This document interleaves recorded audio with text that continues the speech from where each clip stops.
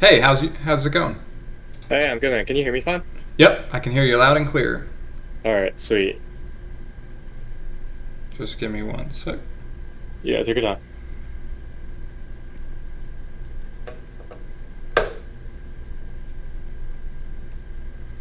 So, how have your games been recently? I don't know. It's like unranked is like that's my main source of melee right now, Mm-hmm. and it's always hard to tell. Like sometimes like I can't tell if like I'm playing bad or the guy I'm playing against is just like a god. So Yeah, it does make it difficult. yeah, so I Uh, try I try my best not to be tilted, but online it's like worse online because I can't see the other person. right. So No, I totally feel you. It's really weird how that's a thing, because, like, I started going back to locals recently, and, like, mhm. it's definitely way easier to not get tilted. Even though Yeah, it's it's like literally the same, like, even if I can't see my opponent because we're on, like, opposite TVs, it's mhm. still, like, just weird. Yeah. Yeah, just like humanizing the other person, I think it helps with my mental a lot. Yeah, for sure.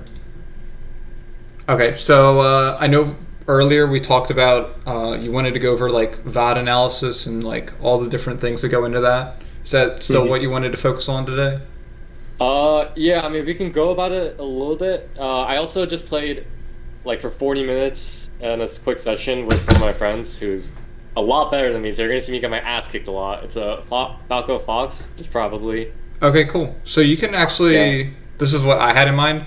If you want to send one of those games over as a Slippy Uh, file, and we can go through it and like I'll teach you how to do VOD analysis through that, so that way we uh, get a little of both. uh, yeah, actually, I think the issue is I recorded the session on OBS, so it's like a video player Okay, that's video. fine too.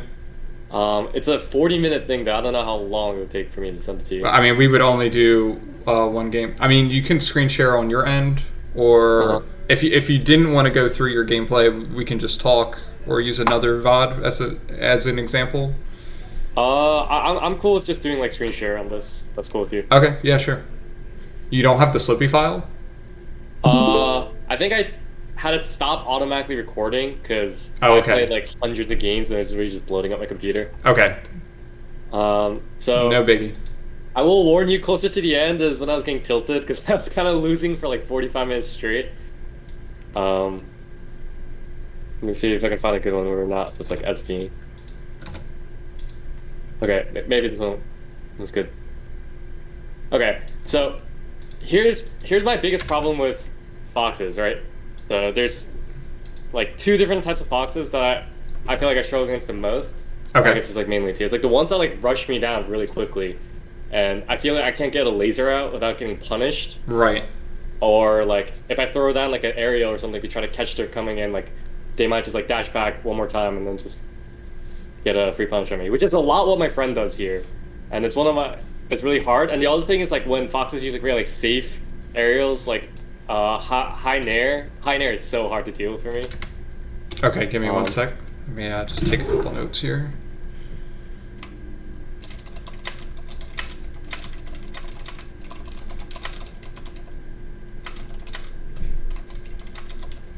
Did you say running shine was one of the options that you get hit by?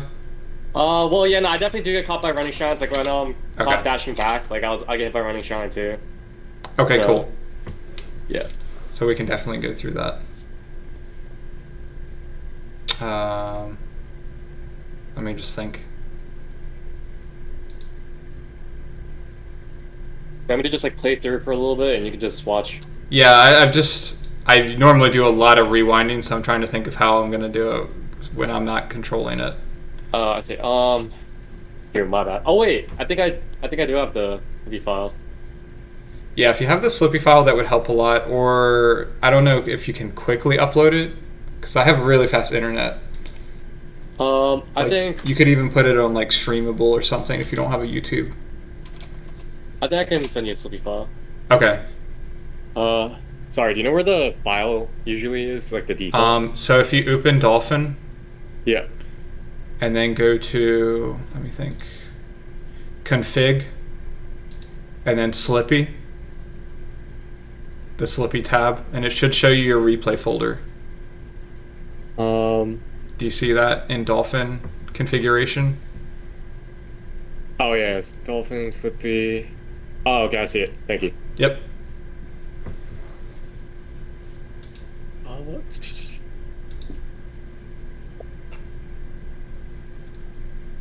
One second, let me just find a good one to send you. Sure.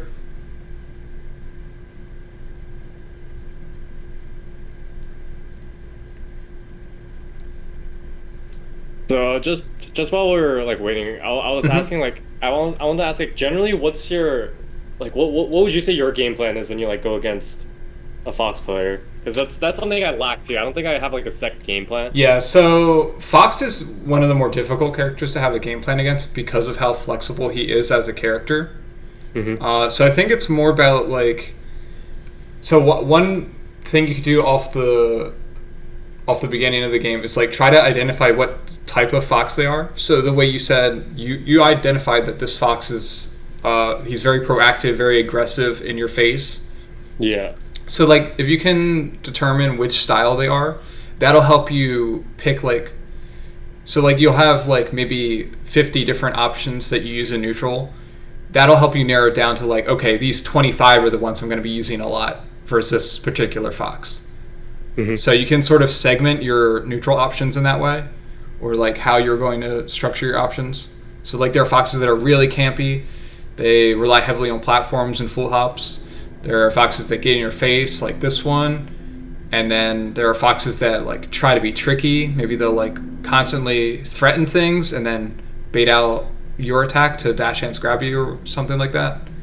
Mm-hmm. So yeah, I would try to identify their style and then lump them into a sort of archetype. Yeah. But other than that, I think establishing laser control is definitely good, like a good place to start. And then if you get to the point where like, okay, this fox isn't letting me laser, then you have to play more without lasers. Yeah. And that's how I generally approach that particular issue. Uh-huh. Does that make sense? So it sounds like you might just not have a good idea of how exactly to play without lasers. Yeah, I think once I start playing against like people who like really know how to start like knowing how to play against laser, like tank laser fair as like Marth or something. Like at that level, like I really start like struggle because I realize a lot. I think sometimes I kind of just mindlessly throw it out. Right. So and then I kind of just I tend to autopilot when I play unranked a lot, which is something I'm trying to shy away from. Yeah. So have you heard of like Fiction's Falco, where he did the like no laser Falco for a while? I didn't, but that seems interesting. Yeah. So it's a thing Falcos have done for a long time, honestly. But he did it for like I think like a month or two. He just he played Falco without lasering, and he would enter tournaments and stuff too. So it's important to realize Falco's a really good character outside of lasers. Like he still has great tools. It's just that lasers are like what make him like really good. I see. And that'll like vary by matchup. But I'd say like if you watch old school West Balls or something, he doesn't really laser a lot. And sure, like a lot of his tactics are cheesy, but there's still tons of stuff you can do in neutral without relying on lasers at all. So, okay. I sent you 2 files just in case one of them is like. We also kind of SD'd a few times in case it's like a bad replay. That's all good. I'm sure there's plenty to. Well, this one is Falco. Did you want to do that one? I'm playing against the Falco? Yeah. Oh, wait, are they both like that? Let me check the second one. Sorry about that. Nope, that's fine. That was just the first one. Yeah, normally what I do with students is we go through one game together.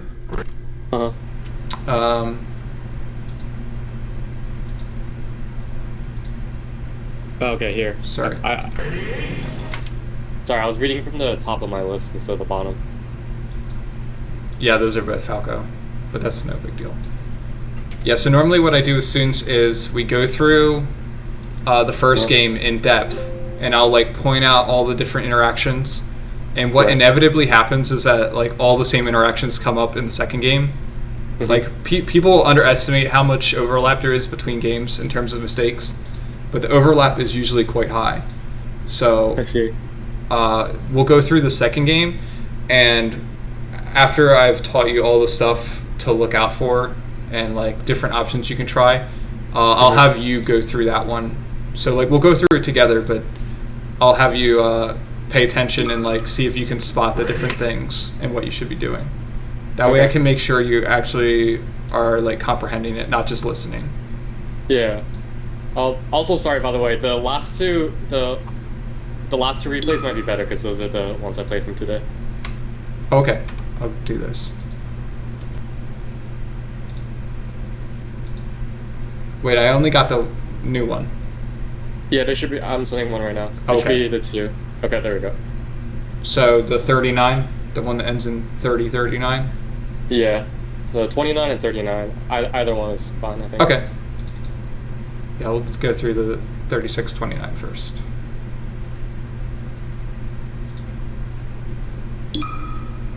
Ready.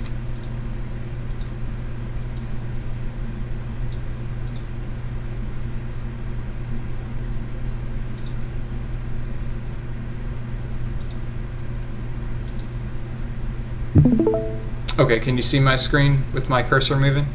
Yeah. Awesome. Okay, so did you want me to focus mostly on the matchup then, instead of the VOD review aspect? Well, after watching your video, I think I kind of got like a better idea. So I think going over the specific matchup might help me. Yeah, I mean, those ideas. essentially what I'll be doing in this session is like what I would recommend for VOD review. Like the same way I'm going over your VOD. So yeah, that's good. If you have any questions about that in the middle or at the end, feel free to just throw that out as well. Okay, sounds good. But yeah. So, oh. I'm just going to watch for a bit and then go back. Mm-hmm.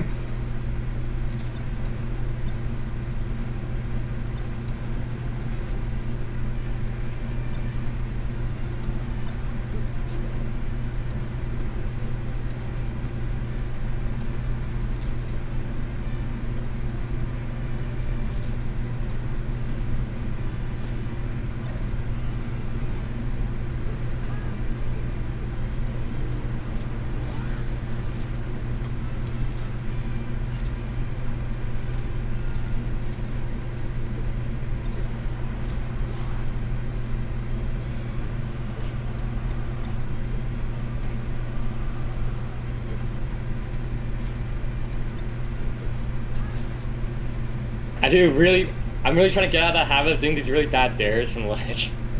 It's all good? I noticed it happening, but sometimes it just comes out. Yeah. Do you have like a replacement option for it? Usually I short hop double laser or like try to ledge dash, but like especially against this guy, like he usually covers those two options really well. So I like kind of just get scared and do like the easy option. Yeah, another option is ledge hop back, side B ledge cancel. That's pretty good. Yeah. Because like especially if he's up close covering double laser. Because if he's not up close, you can just double laser. Yeah. Or unless he's like on the side plat, maybe. Okay. Yeah, I think learning the distances should be important. Okay. So I don't think you were as bad at scrapping, just from like a brief glance. It didn't seem like you were as bad at like playing without lasers as what you may have thought, but it seemed like maybe when you were cornered specifically, you were bad without lasers. Yeah. Because like you'd be center stage and you would outplay him without lasers just fine. Mm-hmm. But we can go through it more in depth. Did you want to say something? Yeah, I've noticed every time I was in the corner, like, especially because I know how good Fox's shine is, I like panic and like I start holding in, start like running inward, doing like bad. Yeah. Panic options. You do have to have some degree of comfortability in the corner. Like even when you have a sliver of stage left, you have to be okay with like lasering there sometimes. Because if you're not okay with lasering, then he's just gonna just wait out your option or just attack you for free. Mm-hmm. But yeah, let's go through it. And if you have any questions or you don't understand, just interrupt me. I won't be offended. I'd rather not rant. Mm-hmm. Okay.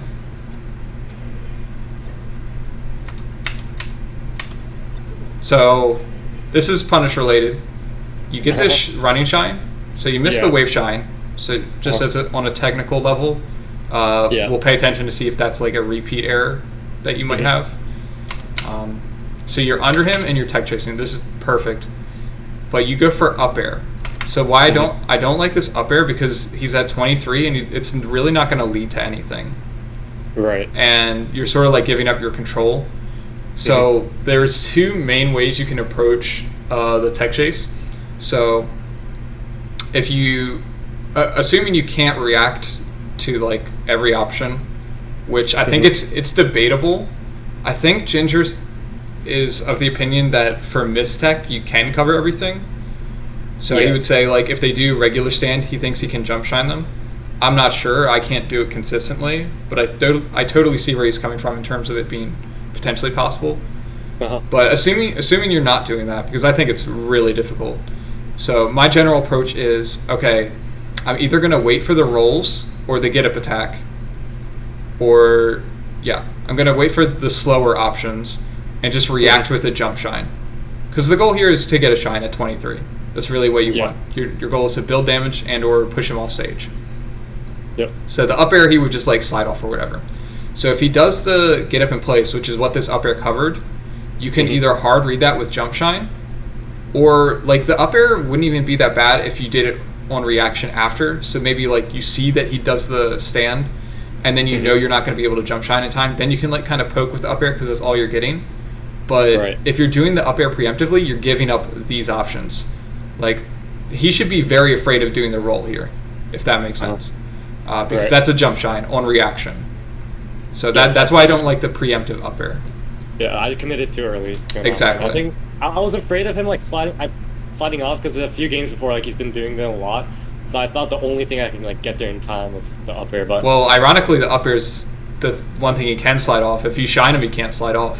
Oh, okay. I mean, I guess if he true CCs, like if he just wakes up and crouches, he could technically slide off, but that would just mean you were slow on your shine. But if you shine him right here, it's literally impossible for him to slide off. Okay. So just something to think about when we see the text on the side plats, because it's a very common combo scenario. And then you can see you sort of like, you go for the jump shine after. So you even knew that was like the right thing to do, but you did that up air first, and then you were still committed to it mentally. And then that puts you in a bad spot, because now Fox is below you. Yeah. Okay. So then we see your dash dancing here. Not terrible. He does nair you, but it doesn't matter too much at this percent. So if you knew you weren't at knockdown percent, that was a good dash dance. But you do need to be aware of like whether you'll get knocked down or not. Yep. And then I don't even mind this down air. Yeah, that worked. Oh, did you try to up tilt? That would have been really good. Yeah, that was the right idea. Yeah, so that zoning dare was what I was thinking. That's why I was like surprised when you said you felt uncomfortable versus lasers, because that was the first thing I think of when I think of Falcos who rely so much on lasers and they can't fight hitbox versus hitbox, is that they don't do this retreating down air. This is a down air that Mango does a lot, and you did it perfectly there. And you can see how that would have paid off if you just didn't flop the up tilt. Yeah. Okay. So after the down air, and you flub, but you're still actionable, and Fox is like rolling away. So at this distance, a big thing to know about like frame advantage is like you have to know if you have enough frame advantage to get a laser out. And right here, you don't have enough frame advantage to get it out in place. But if you retreat with a laser here, so you with less frame advantage, you can retreat with a laser, and Fox wouldn't be able to close the distance in time. Even with a running power shield or something, he wouldn't be close enough to really threaten you. Right. So how I think of it is there are situations where Falco should give up stage control in order to get laser control.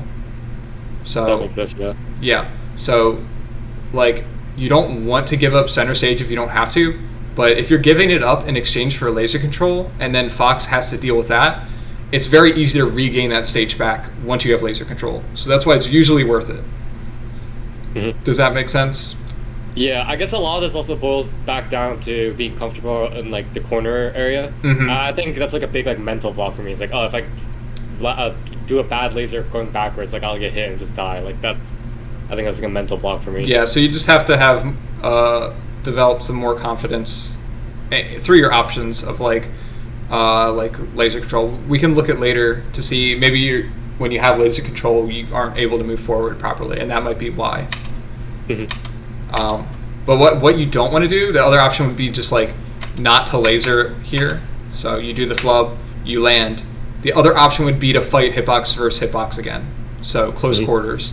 But what I dislike about what you did is you did dash wave dash. So you retreated, or maybe you didn't dash wave dash, you dash danced.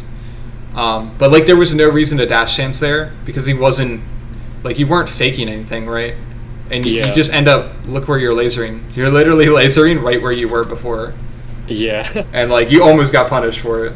I think I do that actually, like that little dash back on reaction kind of often, just to avoid getting like, because here in my mind I'm like, oh, Fox is actually, like Fox can move at me really quickly, so maybe I can gain a little bit of space. But then I saw he ran back, and then I did that bad laser.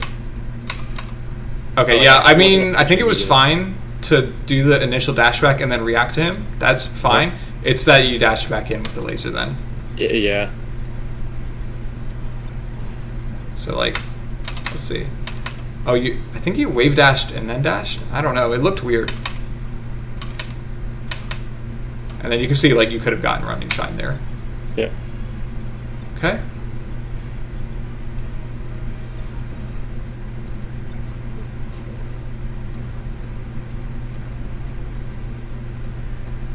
That's a good downer. So another good zoning downer. Another reason I was like, it doesn't seem that bad. This is a good counter versus Fox running in. Okay. F tilt's okay. I think I was trying to forward smash or something. Oh, okay. Yeah, that another dash attack might have made sense too. Okay. Just like walking up and shining, or like dash jump shining would have been the easiest probably. But the F tilt's okay. Okay. So that was just getting a little too close to the ledge. Yeah, he's really good off the ledge, yeah. Yeah, whenever that's like another thing to pay attention to in terms of like evaluating their style at the beginning of games. You want to really pay attention to if they're Fox that does ledge dashes. If they do, like just spacing back air like around here is really strong. Because you can see like you're right in the range that he wants. Like that laser will never hit because he's invincible. Yeah. So another way to think of it is you don't even have to think of it in terms of spacing. You can think of it in terms of when he grabs ledge. So like he grabbed ledge there. There's literally no reason to shoot this laser unless you're really far away, right? Because it literally can't hit him. Because even if he doesn't ledge dash, let's say he just double jumps back or like double jumps straight above the ledge, he's still invincible the whole time it's passing through. Because like he's still invincible. So even if he was over here, it wouldn't hit. And that's all based on when he grabbed the ledge. It has nothing to do with whether he ledge dashed or not. So that's a concept people don't think about. So you kind of want to think of it as like have an internal timer for their invul each time they grab the ledge. And then adjust based on where they go. So like no matter where they're going, you have that same timer based on when they grab the ledge. So you know when they are vulnerable. Do you have like a certain time frame you aim for, or is that just like a feel thing based on how they... Well, I mean, you aim for the end of their invul. Oh, okay. Generally. You could aim to like whiff punish this, but the main thing is to not time an attack during their invul. Because like clearly that's never going to work. If they're literally intangible, then your hitbox is not doing you any favors. Yeah. So that's the main thing. And then like whether you want to hit them right as their invul, their intangibility runs out, or like punish them after, that'll depend on exactly how they're doing it. Okay. So a minor thing for that, you could have just shield drop bared here. Because like he did the rising early aerial. So that should be a back air. Because you want to kill him at 106, or like knock him off stage. And then a very greedy down air. So like don't underestimate how bad this is. Like I know you probably thought like, oh, I might kill him, but you just can't risk stuff like this as Falco. Yeah. You're lucky he up-B'd. That's kind of just ripping it there. Okay, so now we see another ledge scenario. So you grab ledge, and you knew you fucked up because you air dodged. Yeah. Okay.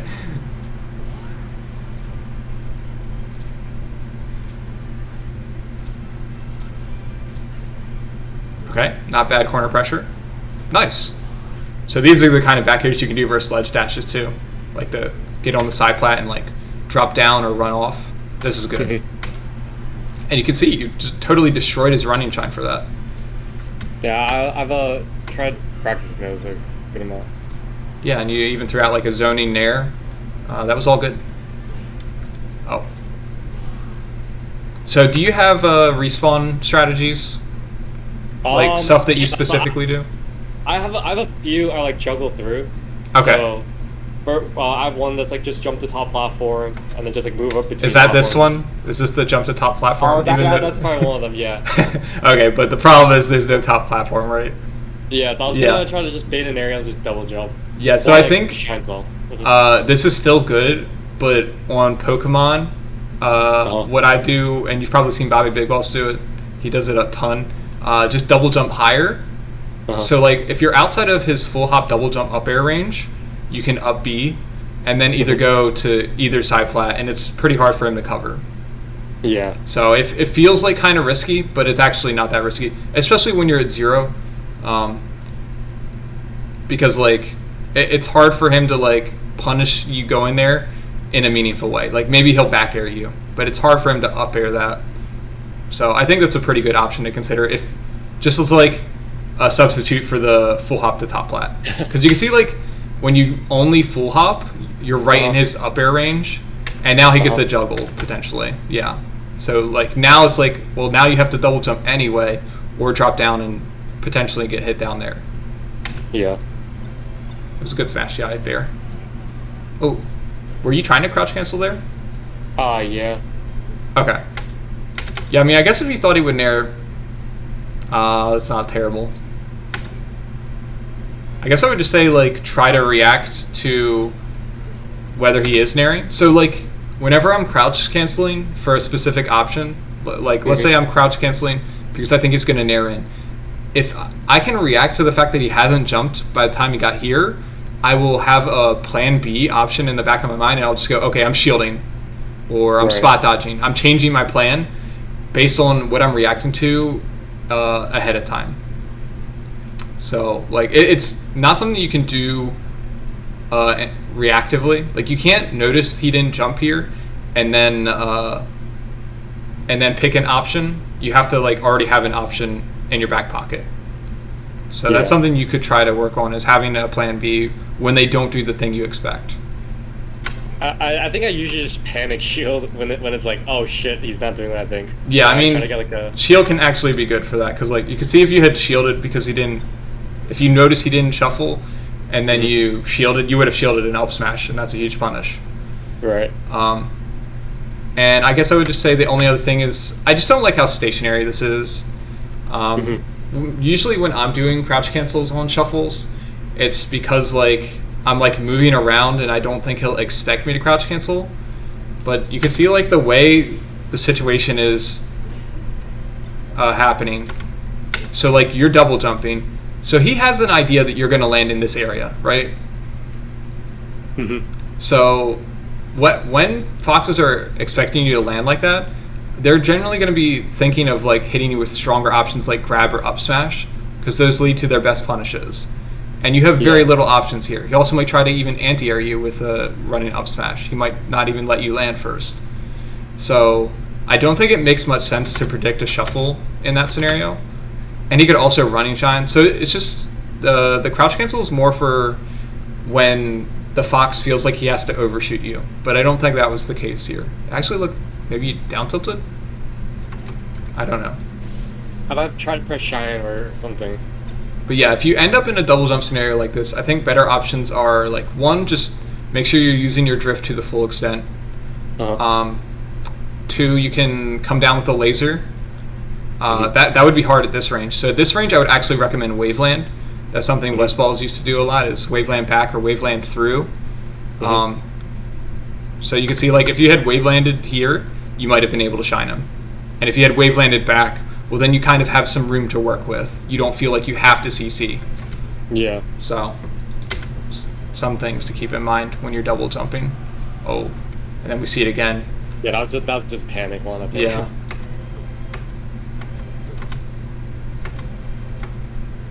So, good drift though. You drifted back to side plat. So that just shows like how good the drift is, right?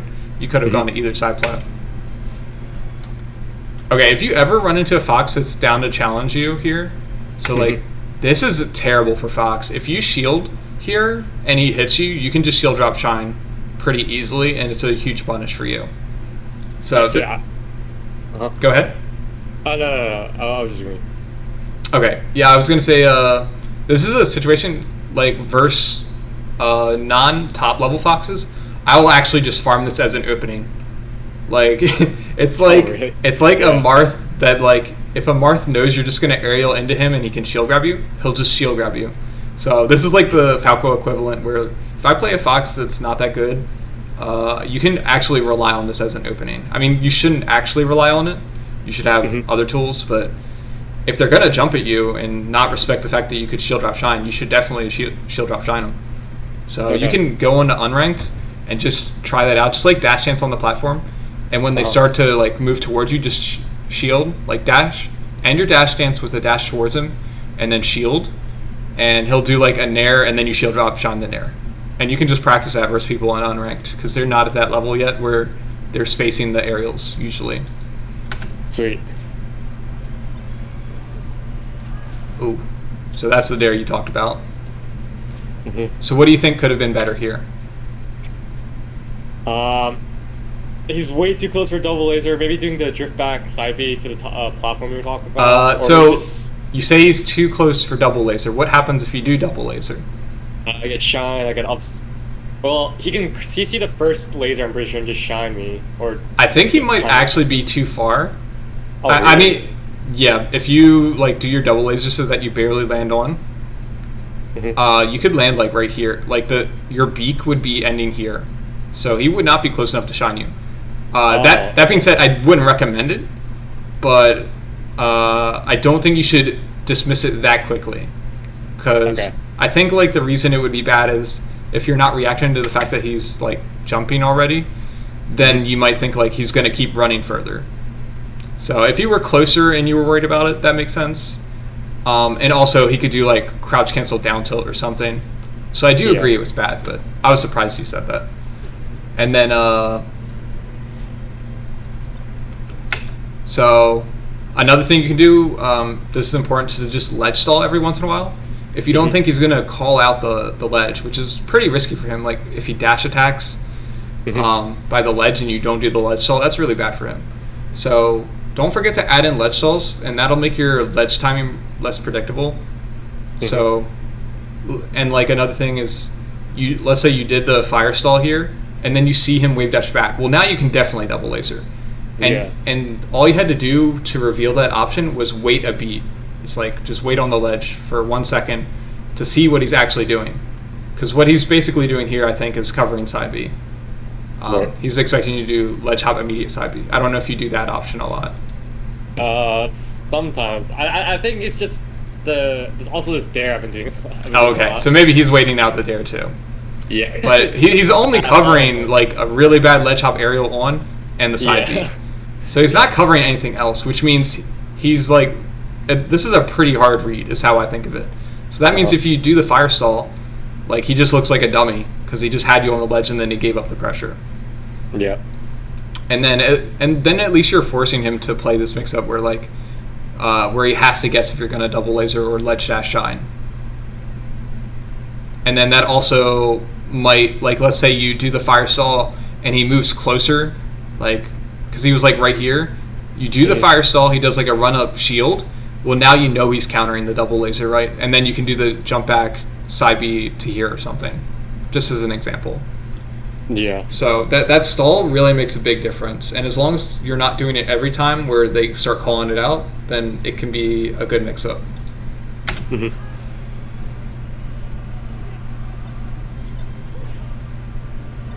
Okay. Oh. Combo flub. Were you just trying to back air him off?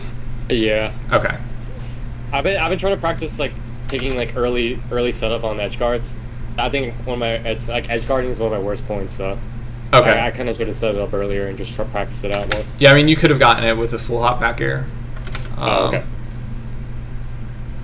Let me think. What else? I would have liked Shine on the left side of his body, Waveland here, because that way, if he does survival DI on that, so like assuming he's DIing for the back air, which would be like up and in. If you shine him on the left side of his body, Waveland here, he's going like straight up, and then you get a jump shine up B. Yep. So that's another good mix-up. When you start doing the back air off, I agree that's like a good habit to get into. Just like getting the back air and then doing the proper edge guard. But as a mix-up, once you start incorporating that, I would recommend jump shine on the left side of their body. Okay. And then another thing is, this one's trickier, but you can short hop up air on the left side of their body, and that's the same idea. So if there's no platform, let's say this was FD, you could short hop up air right here, and he goes straight up, and then you get a back air or down air or whatever. Okay. Okay, here's another situation where I feel like you're like dancing around a little too much. Like you did a wave dash, or I mean, do you wave dash a lot? Kinda. Okay. Yeah, I think wave dashing is like overrated, especially for Falco. So like you wave dash in place, which literally does nothing. But even if you had wave dash either direction, I feel like, so the way I think of it is you're just committing to that animation for 15 frames, right? All right. So you're basically saying for the next 15 frames, I'm going to be moving in this direction and I can't do anything about it. And that's why, and it's just like in terms of distance, it's not like you go that much further than a dash dance. So it's like if your goal was to move back to threaten him, like maybe you were trying to wave dash towards him to threaten an up tilt, it's just like, well, you could just dash forward and threaten another option instead.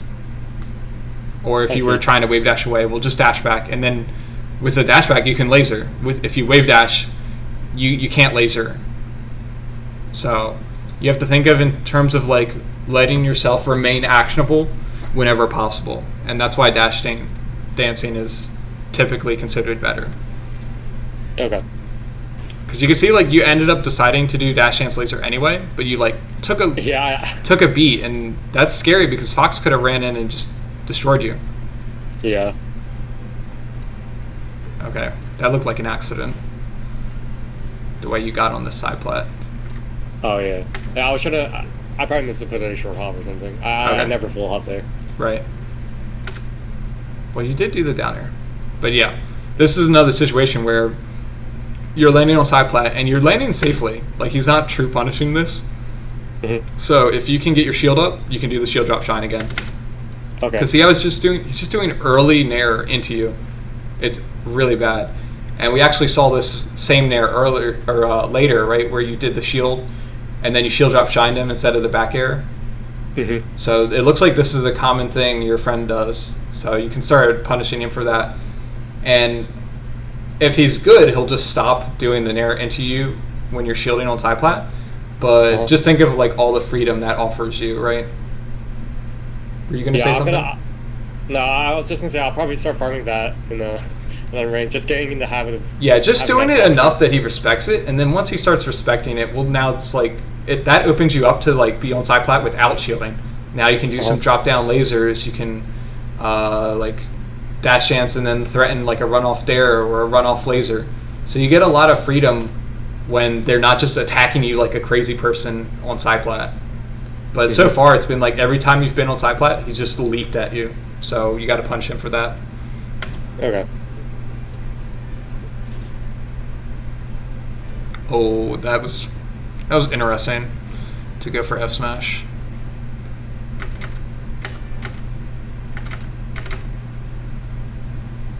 Yeah, I mean, it's hard to blame you for that because it looked like it should have hit. But I think I should have catch him like dashing in or something like. Yeah, I think the safer bet, even though that was like really close to working, and honestly, like probably would most of the time. I feel like it's a harder read than just doing a backflip back air here. That's what I would have done. I would have just like zoned a back air. And that's something that happens a lot when Fox is high percent. Like this is high enough percent where if you back air him here, kind of like what you said before, like you just want to back air and get him off stage and go for the edge guard. You can just zone with back airs a lot of the time, and as long as you're not being predictable about it, because if you're predictable, he'll whiff punish you with a grab or an up smash. But as long as you're not being predictable about it, it's really hard for him to punish if he's just like noticing a back air and he's not spaced perfectly.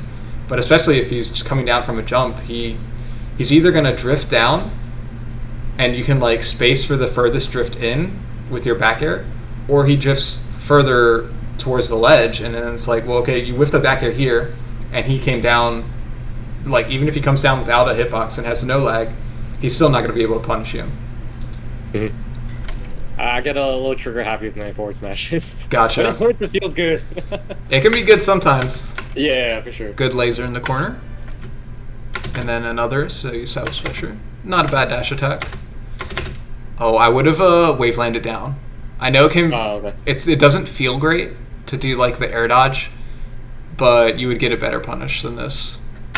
At least, oh well, he did terrible DI, but I guess if that was just a DI mix-up, then that's fine. But I would have gone for... So I would have expected him to DI, survival DI. So I would have done the jump, shine, wave land, and he would go like up here, and then I would shine up EM. Okay. So if you're reading the combo DI, this is fine.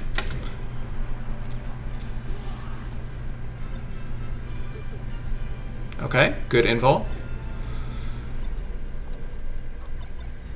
Oh. A little too low percent to be up tilting. Yeah. So, or I mean, like if you had turned around, I think he could have still like ground teched and like escaped the combo or whatever, which would be really unlikely.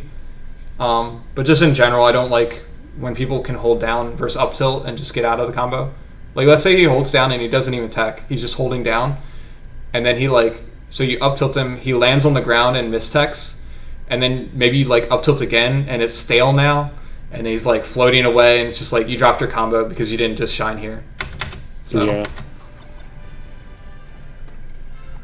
Okay, there's another wave dash. So this is another example where like when I see him get knocked away by my get up attack, the first thing I'm thinking is I want laser control. And then the second thing I'm thinking is like, do I want to dash into my laser control, or will he be too close? Maybe I have to do like a half approaching laser where you do dash and then do neutral jump laser, or maybe I just laser straight from the corner and then try to move forward after that. But I'm almost always lasering here because I want to control this space. I don't want to be fighting out of the corner with just my hitboxes. Yeah. But when you do this dash wave dash, it's like now he's actionable. You're literally at a frame disadvantage, even though he just got hit by your get up attack. Yeah. And now it's like, well, you better win this mix up because you're at 104 in the corner and he's at 33. So I feel like these are the scenarios where you're like, how do I deal with a Fox snaring at me? Well, it's like you kind of lost the battle before you even got there. You shouldn't be fighting Fox Nair in this situation.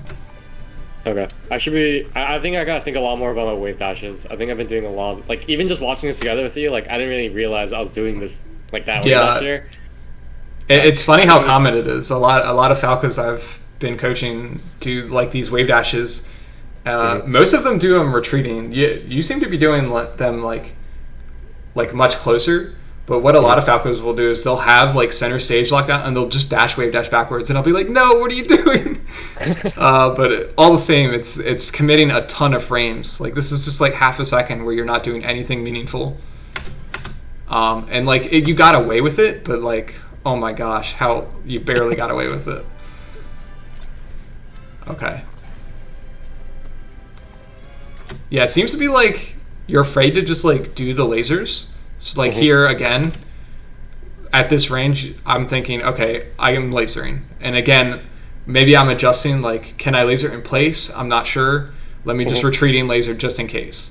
But you do double jump, and it's just like there's no reason to double jump there. Double jump, yeah. Like you were totally safe. So maybe just not paying attention to is like how far away he actually is. Because what happens a lot is people project like the irrational fear of like getting hit. They're like, the last 5 times I interacted with Fox close range, he did a shuffle nair. So now you're like at far range and you're still worried about the shuffle nair, even though he's not even close to you. So be careful of that happening.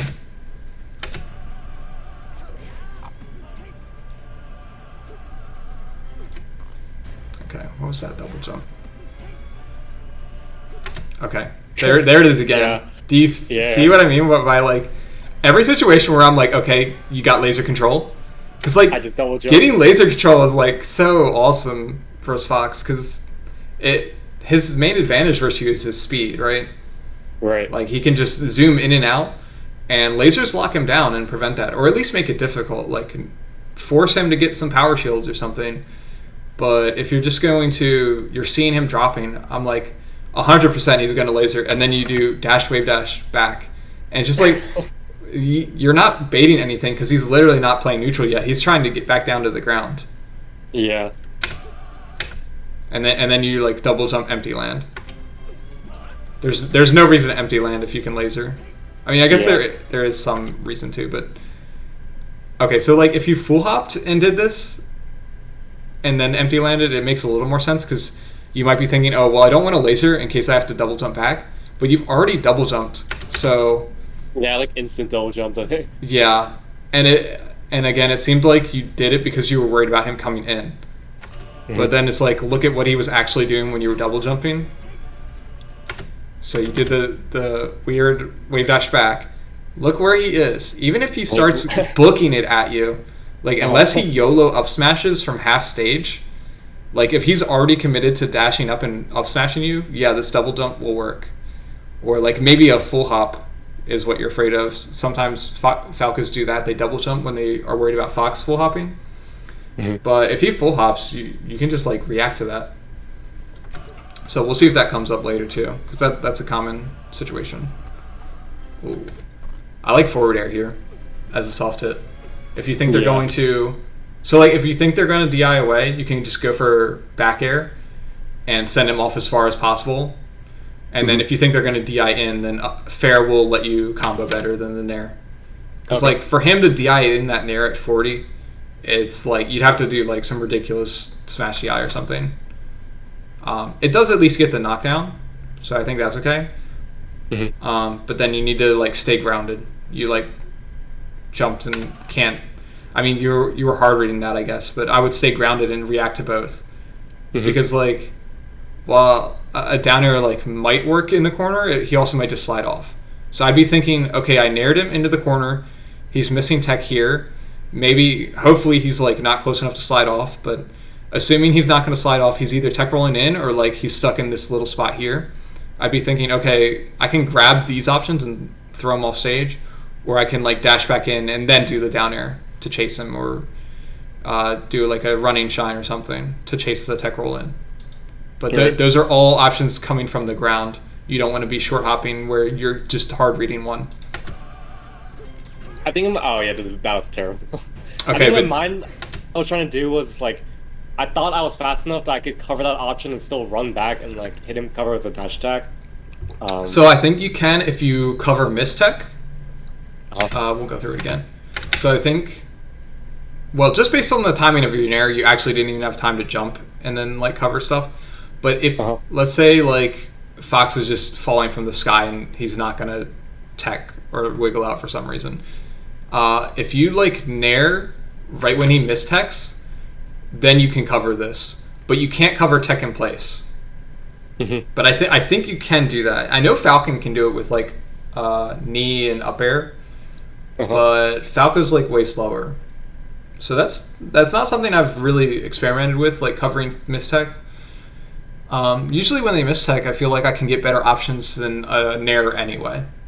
So like imagine you're on the ground and you're trying to cover both. It's just like, well, if you see the miss tech, you could like down tilt and maybe he like DIs in and now you're down airing him, right? Or you could just down smash him off. That's something I think that's underrated. So you have a lot of good options, whereas like the nair is just like sliding off to ledge, or he's not getting knocked that far off stage anyway.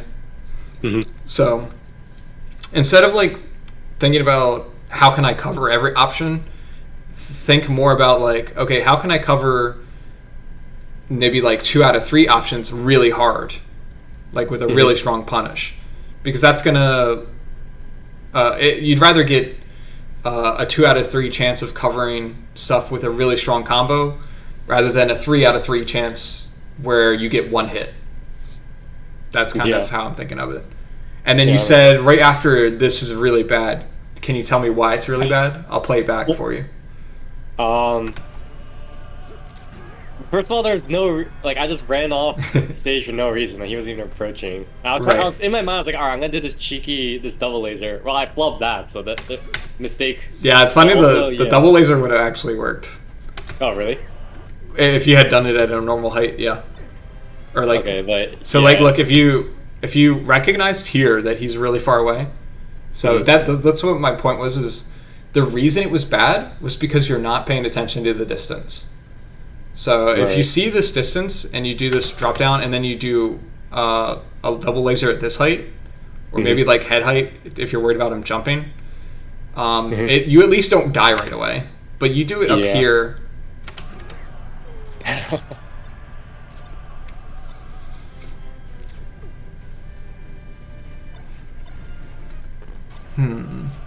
Okay, so your defensive respawn seemed pretty good. Do you have offensive respawn strats?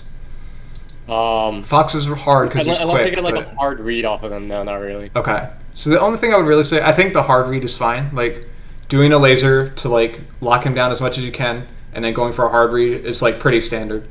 But I would just say after you do that, make sure you're resetting back to neutral with the laser. You want to end your respawn with laser control, whether you hit him or not, right? So, oh, that sucks.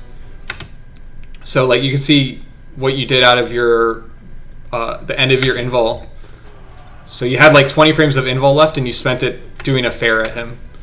Yeah. Right. So at this point, I'd realize, okay, I lost this respawn invul battle. Fox escaped. So upon that realization, I'm thinking, okay, let me reestablish laser control and set up for neutral, because it's kind of this isn't really neutral game until your invul runs out. So I think it's you're playing the respawn game, and then it's going to convert into the neutral game. So you want to start the neutral game with a laser out. And then you did another wave dash, by the way. And it's just what is this wave dash supposed to catch up to him or something? Yeah. See how I think sometimes I use wave dash to just turn around and start moving in a direction. But you actually dashed that way. You can't turn around with wave dash. Oh, so you dashed. Okay. And then I did a wave. Okay. So I would have, I would have dashed and lasered, or done a half approaching laser.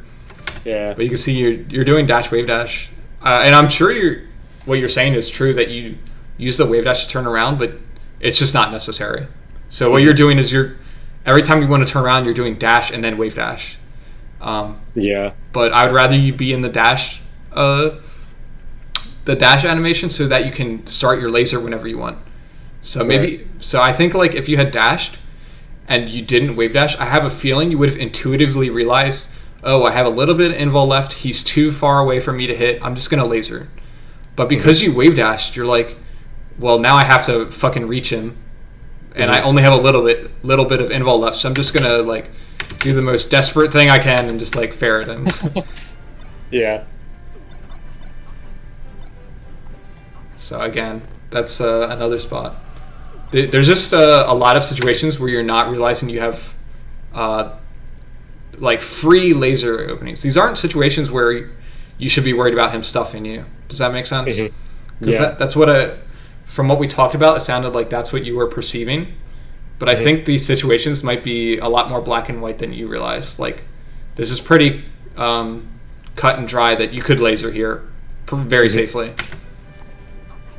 And instead you're doing hitboxes, and the hitboxes themselves aren't that bad. This down air is not that bad, but you're giving him the chance to fight you in neutral heads up. Whereas I would just laser and just say, okay, make him fight an uphill battle.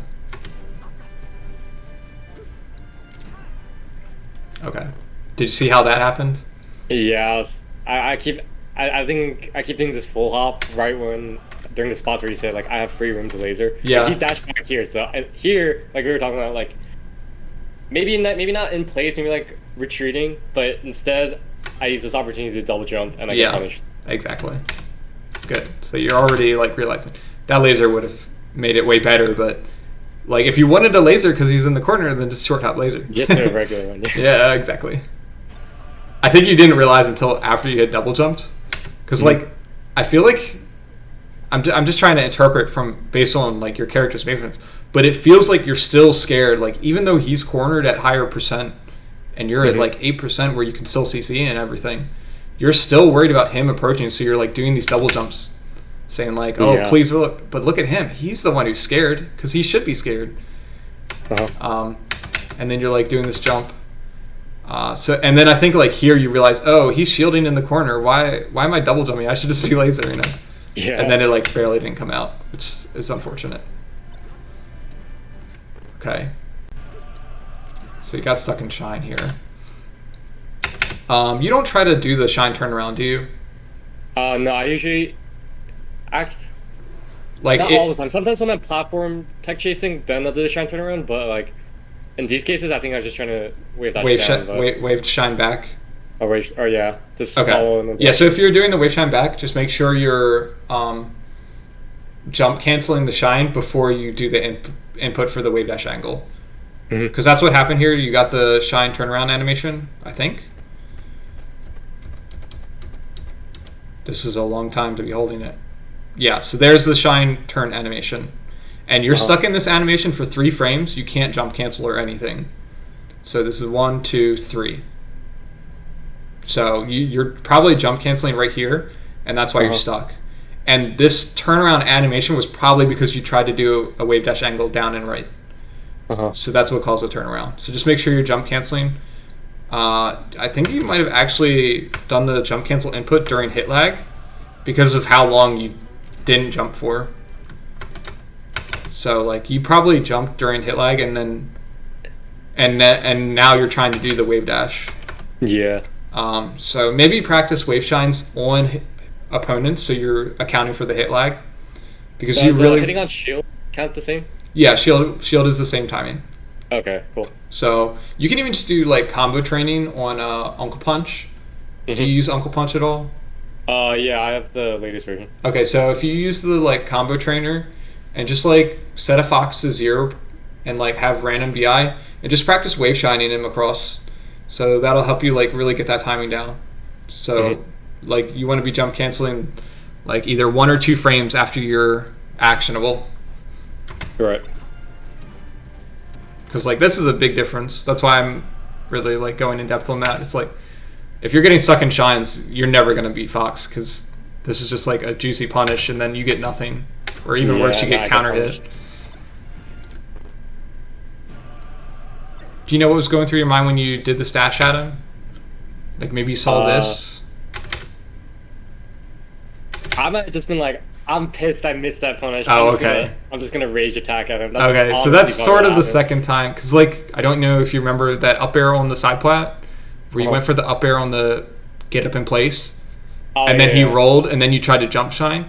So this is another common trap people have is, it's like a mental habit where they miss something, and then they immediately go for the same thing or something very similar. So once you miss an opportunity or you make a mistake, you have to accept it immediately and reevaluate the situation, right? Yeah. So it's like as soon as you miss this shine, like you have to say, okay, I fucked up. I can't go for this shine bear anymore because I already dropped it. Because like if you resist that and like still try to go for it, you're just gonna get counter hit. And then that sort of happens here where you're like, oh, I like should have hit the shine bear. And now I'm just going to attack him anyway. So be careful about that mental trap. I guess you could... Alpha just holding forward too. Yeah, so it's just like general stubbornness. So if you notice yourself doing stubborn things, like reevaluate what you could have done instead. Because there's often... There's like a lot of situations where you make a mistake like this, but a good player who like isn't stubborn will like identify that they messed up, and they can actually get a better outcome from it. Like, not that you shouldn't take the back air, obviously, but let's say this is Mango and he realized, oh shit, I got stuck in shine. he's going to stay down here and like shark the fox, and then suddenly the fox is like double jumping in the air. So now, because Mango like realized he messed up and didn't go for anything crazy, now he's just dash dancing on the ground and the fox is double jumping. So it's like clearly a really good scenario still. Yeah. Yeah, I definitely agree about the stubborn tendencies thing. I think I have a lot of this. That's okay. Everyone has something. This might be a bit too meta. Do you feel like you're stubborn in real life too? I'm just curious. So when it's just with myself, like, yeah, if it's just with my own self, I get very stubborn. Usually, if it's like when we're doing like one of the reasons I want to get coaching is usually when someone else, like especially someone's better than me, like talks to me about this stuff, I'm like, okay, yeah, they're right. Like I should listen to them. But when I just think about this myself and I look at it and I'm like, oh, nah, I can just get it next time. Yeah, like, it's really hard to get perspective on your own games. It's crazy. Yeah. Yeah, I just had to ask because it's so funny how often that happens where someone will say they have, like, I'll notice an issue in their gameplay and they'll be like, oh shit, I do this in real life too. And we're like, yeah, so that's just a funny thing to point out. Nice edge guard. Oh, so you do it there. That's exactly what I was talking about. And it's like, this isn't the best scenario, but when you're at 73, it's really important to not get hit during your respawn. Yeah. I don't mind that shield. That's a proactive shield. That's what I call it. So like a lot of people will just like shield because they're scared. This looks more like you're like, you dash forward and you're like thinking to yourself, okay, I'm going to dash forward and shield. So he's hitting me at an uncomfortable spot. Because there's a big difference between shielding here and dashing up and shielding here for the fox player. Like as the fox, you're like, well, I was ready to grab him here, but now that I have to make that decision over here, I have to make it way quicker. It's really hard to decide. Or if I'm gonna nair, well, if I'm nairing him here, it's like a win no matter what he does. If he dashes up and shields here, well, now if I nair through him, I'm in the corner. So don't underestimate how proactive shielding can like really make a difference. Right. And we actually see that happen. Like even though he got a pretty lucky poke on you, you can see he ended up behind you. So imagine, oh, you actually jumped. That's why. So imagine you had shielded this. This is like a shine out of shield even. Yeah. So that's just an example. The first part was good though. Okay, what do you think you're doing here? You're jumping. I'm probably wave dashing forward. Wave dash forward. I don't entirely hate it. Let me think what I would do. I think I would laser, but I also think laser's not that good here. But he did wave dash. Yeah, I think this one's pretty ambiguous. Okay, you down aired. I don't hate that at all. That's not bad. I guess the only caveat I would add is like, if you're gonna predict him like moving in and stuffing him with a downer, one thing I like to do is I'll like wake up with dash, jump, shine right here, and then wave land on the side plat because you do have a side plat to work with. Right. And the reason I do that is like it still covers them moving in, but if I hit the jump shine, I'm getting like a huge platform combo. Or if he shields, like it's safe on shield. Whereas if you do this down air and he shields or he dash dances, or what else could he do? If he jumps into the down air because he's low percent, all that stuff would be punishable. Whereas the shine is like pretty safe. You can jump, shine, wave land either direction. And then the down air also doesn't combo. Like I think it's hitting too high. Well, I mean, you did it high to protect yourself, is what I felt like. So I understand why you did high, but that's why I would recommend a different option. Yep. Yeah, be really careful with get up attack if they know how to crouch tech chase, and you're high percent, you really have to be careful with that. That's something I need to start doing myself is do more get up in place. So it's hard for them to, because this is just like a free kill. Yeah. I mean, he didn't even get the up smash, but like the grab alone is still really strong. Like that was another up smash kill off the forward air. If he didn't mess up, so he could have done forward air up smash.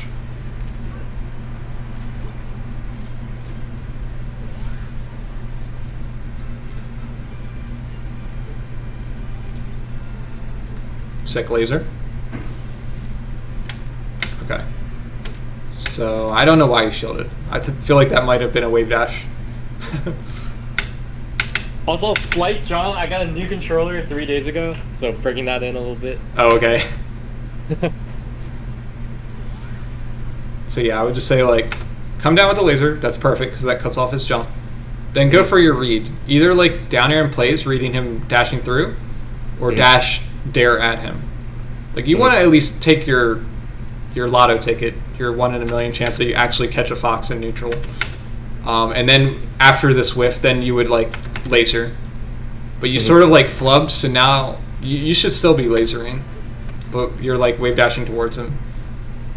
So I think maybe when you're respawning, it seems like you're expecting Fox to interact with you, but he's never going to interact with you. That's the last thing on his mind is like, so like you see him shield here, and you're like, I think he might have actually meant to shield. So maybe, yeah. I don't know. Let's assume you didn't. So like you're here, you still have a little bit of invul left, but it seems like you still think he's going to interact with you. Like you should be 100% confident here that he's gonna dash away, because like why would he not? That's where all the stages. Like maybe he'll jump, I guess, but you know he's not gonna dash towards you. He's not gonna stay here. So, but that runoff laser's good. Okay, so this is a problem. If you get this laser, what do you think you should be thinking? Like you can hit confirm that. So let's get back so you can see the actual setup. So you are on the side plat. You see Fox over here, and you go, okay, I'm going to drop down with the laser. So at this point, you should be reacting to the fact that he jumped.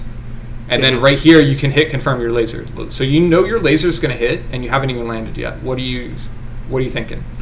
Probably like move forward with like an aerial or something. I think I tried doing that with the shine, like trying to see if I can catch him, but that's like way too little time. Well, dash jump shine is the fastest option and like the best. Oh. Yeah, because shine comes out frame one. The aerial. So, I mean, assuming you're going to do the shine in the air, I guess it adds a couple more frames. Right. But it's going to be like, at the latest, it's going to be at least as fast as a nair or something. So, and it's also like the least risky. So I would go for that. You could turn around up tilt here. So 1, 2, 3, 4, 5. So it looks like you tried to shine on the ground. I meant, just to clarify, I meant like dash jump shine. Yeah. And then like Fox's one good counter versus that. I mean, he could double jump, which like you can handle if you miss your jump shine because he double jumps. You can deal with that. The only other thing you can really do is shine here, and then it hits you to the ground. And for that, you would just have to do a dash chance mix up, so like a timing mix up of some sort. Okay. But yeah, definitely work on recognizing this situation. I call them laser nets, where you shoot a laser below people and then they fall into it. Oh, yeah. So this is like a huge mix-up opportunity because, so like just to elaborate on the double jump out, if you go for the jump shine and he double jumps away, like he can't get to the ground faster than you, so you're not going to get punished for it. So this is like, and then if the shine hits, obviously that's a huge combo because you're going to jump shine him, do the fall down air, and then go to town. So you either want to be looking for that or look for him to land after the laser. So that would be like the dash chance mix-up timing. And then maybe he like does the shine and you nair in, or he lands and you nair in, or down air. All those could be good. And that would just be like recognizing the laser hit and coming down where he's landing. And then if he double jumps in those scenarios, you're going to be whiffing the aerial, but he's going to be way up here. So he's not going to be able to drop down and whiff punish you. You could like get your up tilt out, dash away with another laser. So this will happen where like I'll throw a laser net under someone, they get hit, I look for the dash chance aerial, but they double jumped. Then I retreat with another laser and get another laser net under them. And now they have no double jump in this same scenario. And now I can get the nair for free. So yeah. No, that's a cool concept. I never really thought about the laser being used like that. Yeah. I'll try to think about that more moving forward. The biggest thing to realize is that you can't get punished unless he like shines you here. You're not going to get punished for going for something. So at least go for something. whether it's an up tilt or even like an F smash. I mean, F smash is like a little on the cheesy end, obviously, but it's just like if you whiff the F smash, what he can't punish you, right? If he double jumped. Right. And like even if he shines you, okay, you're getting shined at 0%, and he's in the air. He's gonna double jump out of his shine and still not be able to punish you. So just realize how bad of a scenario it is when Fox is in the air. Okay. Let's go back. Do that, miss that, mix up, that's okay. Now you're like going for the like panicked air. Yeah. Which I know it happens. And then you retreat again, which I'm not opposed to retreating here, but I don't think there's a whole lot of reason to double jump. Yeah, I gotta get over the double jump thing. I see a lot of double jumps, and you can see like this is clearly like retreating laser territory, right? Yeah. Because he can't. So the one thing you have to worry about with retreating lasers is if they're close enough that they can running power shield and then do something out of it. Because then you get fucked pretty hard if they actually get that. But like he's not even close enough to reach you. If you did like a retreating laser, it would be out right here. Yeah. And then maybe you actually hit him out of this short hop. And then punish or do whatever. Yeah, you would be in that laser net scenario. And like lasering people out of the air is such a great scenario for Falco. That's where a lot of your laser mix-ups should come from. But when you're doing this, you're sort of hoping, like he even did what you wanted, right? Like what else could this double jump have been for other than to avoid that? I'm not really sure. Maybe a full hop one, but you're not going to punish anyone with this. It's the problem. But you at least waveland back. That was good. So for this snare specifically, this is a good technique you can use. So the back of Falco's dare is actually pretty disjointed. And then you know what I mean by backflip? Like if you short hop backwards, you don't have to actually go backwards. But if you short hop while holding left in this scenario, even if you hold right as soon as you leave the ground and go forward, your character does a backflip. So when Falco does the backflip, his his hurt box will like dodge the snare. So what I would have done is I would have done the same short hop, and then I would have, well, maybe not at this range. I would have done it a little further over here. So like I would have seen where Fox was going, and then I would backflip.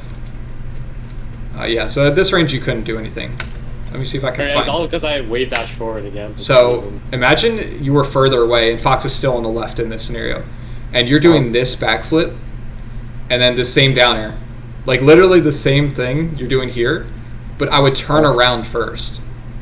So like if you think Fox is going to come in, you should dash and turn around so that the back of your dare is hitting him.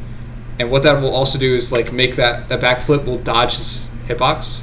I could just show you at the end of the lesson because it's hard to describe, but it comes up so often and it's really good. So you can even see it there. See how big the hitbox is on the back? Yeah. Like it's almost like surprising that this hits. Look how far away he is. Yeah. Like what? Oh God. So imagine you were doing this, but you were like, I guess the best way to describe it is like a Lord Stomp, or the stomps that Wizrobe does a lot, where he dashes back, and then he does the backflip down air, and then the Fox like lands right into it, and you're like, how did that Fox just land into his stomp like that? But it's because you're doing the dash back to trick them. Yeah. So that's one of my favorite counters to these Foxes that do a lot of aggressive approaching, or like running shine.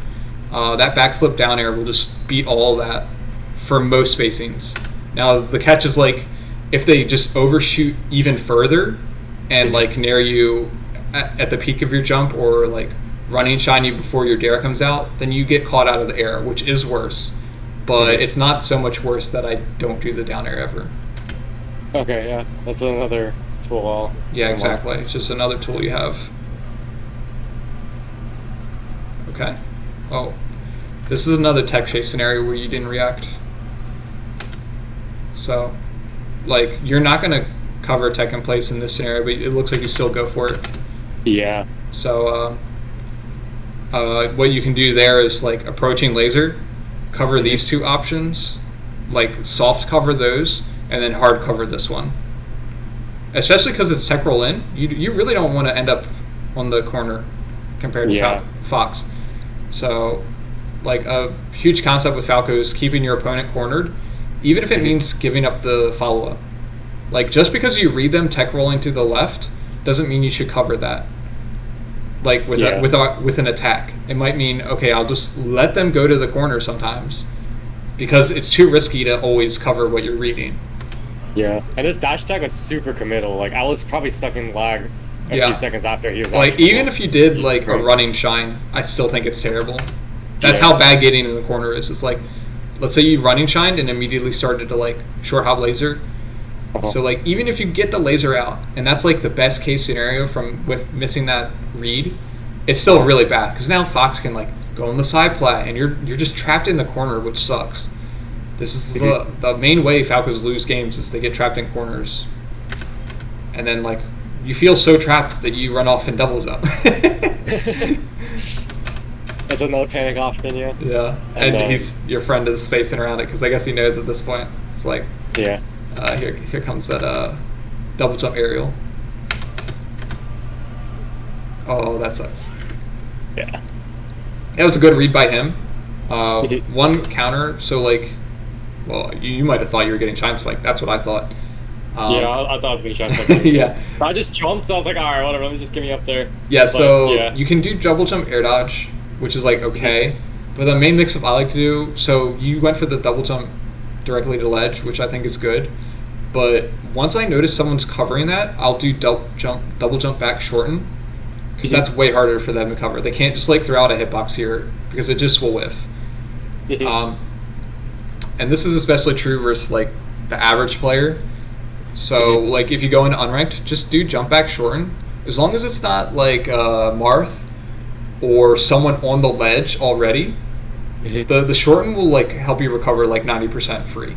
Like you can just mindlessly spam it, and almost no one covers it, because to cover it, they have to like either be like, so this Fox doing the snare, he would have to delay the snare to cover the shorten, right? Yeah. Which means everything else would just get past him, or like you could double jump dare and kill him. So people don't like to do delayed options right here, and then the only other way they're really going to cover it is to grab ledge, which like opens up all your other options. Like maybe you double jump slightly above ledge and side B, and now they like feel like they have to read which one you're doing. So definitely just spam some shortens and see when it's good and when it's not. Okay, so how'd you feel about that game? Did you feel like it went kind of how you thought? Yeah, it's like looking. I'm gonna be honest with you. I was never like to look back at my replays because it's like kind of cringe to me. It's like, oh god, what am I doing? No, I feel you. And even just watching that, like I was like, wow, I'm doing a lot of these bad habits. Like a lot of the wave dashes, I'm like looking at like why do I do that? Or so that actually is like one of the things I talked with Darwin about for that video. I can't remember if he put it in there, but something we talked about. Oh shit. Something we talked about is like being overly perfectionist about your replays. So like if you go into the mindset, I hope I'm not like doing a disservice of like being so in depth, but I think it's different when someone else is being in depth with your VOD, right? You probably don't feel like I'm attacking you, but like even just hearing me, some players will like hear the criticism and then they agree, but then they also like say to themselves like, oh, why would you do that? But it's like that's literally why you're getting the coaching, is to have someone point out the mistakes. So yeah, you have to like come into it with the mentality of like, I just want to find 2 to 3 things, maybe even just one thing. If you can find one thing to improve on from the VOD, then like that's a success. So I actually want to make a video soon. I need to get my webcam set up and everything, but I want to make a video about how you should care more about like your rate of improvement than your actual skill level. Because I think people look at their VOD and they think like, oh, I'm so bad in all these scenarios where they're doing the wrong thing. But I think if you were more focused on like whether you're improving or not, then you wouldn't care if you're bad or not. You would just care, okay, how many new things did I learn from this VOD? So I mean, it still would be unhealthy, I think, to look at a VOD and be like, oh, I didn't learn anything from the VOD. But at least that's like one level better. It's like one level higher of like self criticism. You know what I mean? Yeah. Okay, can you see the second one? Yep. So we'll just go through this one quicker, and I just want you to point out things that we went over from the first one, and it'll be full speed. So if I see something, I'll try to rewind so you get a second chance to notice it, and just try and notice. Just say like, oh, that was a laser net I didn't take advantage of, or I wave dash instead of taking lasers. This one might be a little weird because it's VOD, so we'll see if that plays into it.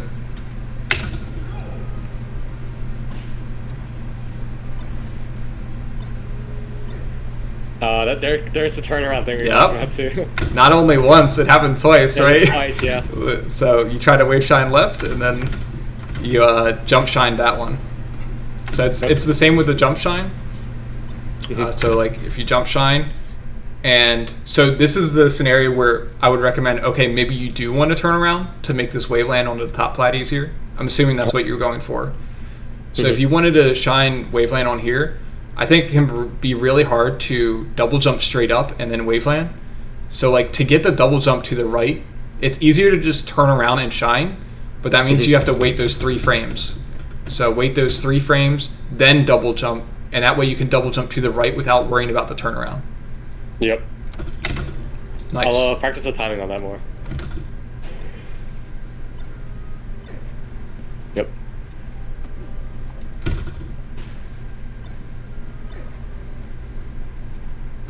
Did you see it? Super. How'd you drop this punish? It was too late, and then I went to go commit to the option anyway. This is literally the same thing as the last game, right? At the beginning of the first game, we saw you went for this like preemptive up air. I'm guessing that's what you tried to do here. You did something. Let's see. I think I like this small. I think I was trying to shine here. Okay. Yeah, I mean, if you were reading the get up in place, then that's a little more understandable. But I'm pretty sure if you're reading the get up in place, you can time that so that you get around the get up attack. So that's one thing Ginger said to me that I've incorporated. So like I can't necessarily react to everything, but if I'm like reading a get up in place option, I'll time it so that I do it after the get up attack. And then even if they do a get up in place, the shine will still hit before they're actionable. I see. So that's another thing you can try, like reaction tech chasing. Like I set that up in Uncle Punch where I just like shine them to the side plat and then practice tech chasing. Okay. And then you can just like, okay, I'm going to shine them to side plat, and they're doing random options. I'm only going to jump shine if they do an option in place. You could do stuff like that.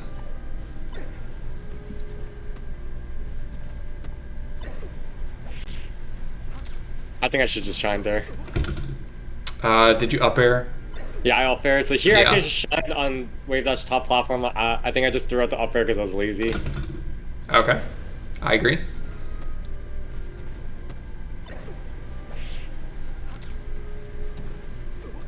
Yeah, there I didn't understand why. So at the interaction where he's standing at the corner, like right there, like I just jumped in for some reason and like. Okay, I think the important thing was to recognize he was in the air.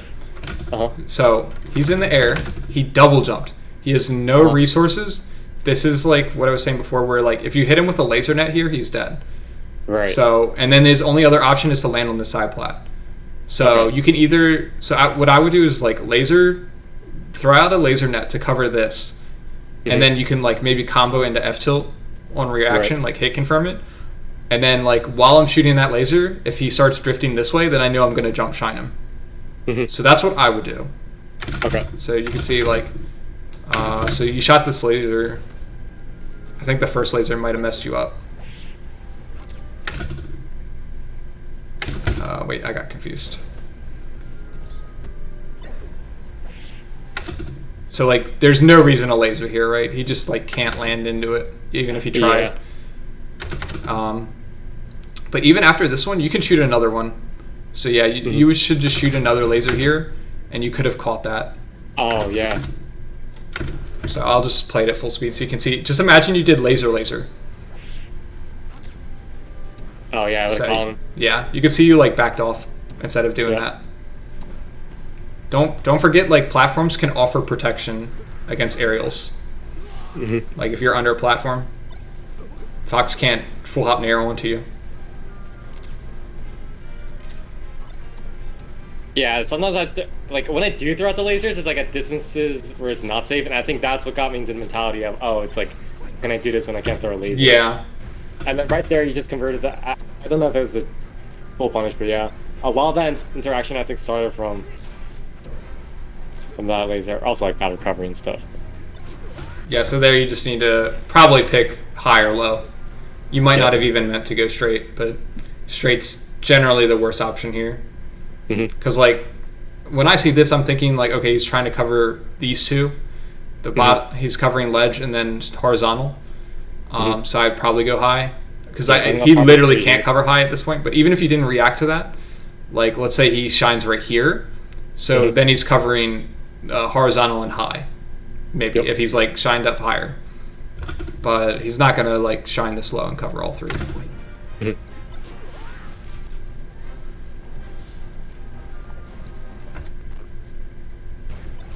Okay, this is your respawn. What are you doing? I'm kind of just standing there in place doing. Oh, I wish you were standing. What were you doing I'm just instead? dashing back and forth. You were wave dashing. Oh, I did it again. You did a wave dash. Wow, right when he's on top of you. Yeah. So like if So you were I came in- if you yeah. did this back air and then just stood still, I'd be happy because that means you're reading him running through you, and you could just up tilt Yeah. or shine him. But I like kind of commit to him going forward and I try to bait something for some reason. Yeah, Like I you said, mean, there's no reason for him to The interact with bait's me. fine, but do it with a dash so that if he starts dashing through, you can react and like jump shine him or down air in this direction. Yeah, doing that down there, I think kind of helps put that option more on the table too.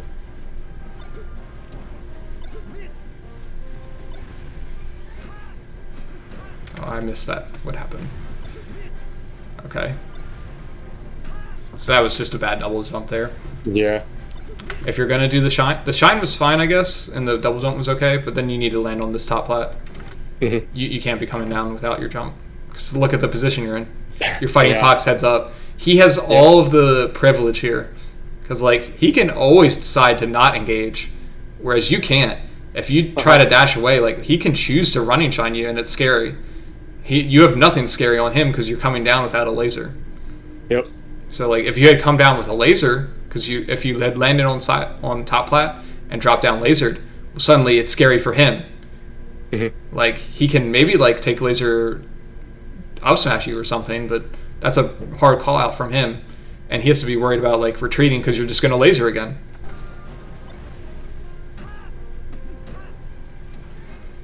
Oh, that was sick. Sorry. Yeah, my friend gets a lot of clips on me. Speaking of clips, you clipped him. I would grab it. So on these edge guards where Fox has tons of angles, what you want to do is grab ledge and dip really far down as you can, and double jump dare as early as possible, so that your down air hits like here, because he can't on stage. he can't tech for here and for here. Is the idea. Right. So most Foxes are going to up B into the wall and tech for like right here, maybe right here. But if you can hit him super low before he expects it, it'll catch him off guard, and they'll often miss the tech. And then also, even if they do hit the tech, so like you drop down, you do an invincible ledge hop dare, and you like barely land on. If he techs here, he can't tech jump side B because he's too low. Because Fox's tech wall jump is actually really short compared to Falco's. Falco could tech jump here and easily side B. Fox would get to like this height, which means he has to up B again, and you could just rinse and repeat. So just something to keep in mind for edge guards. Uh-huh. Ooh, tricky. Oh, that's the second time you've done that. Just a horizontal air dodge. Yeah.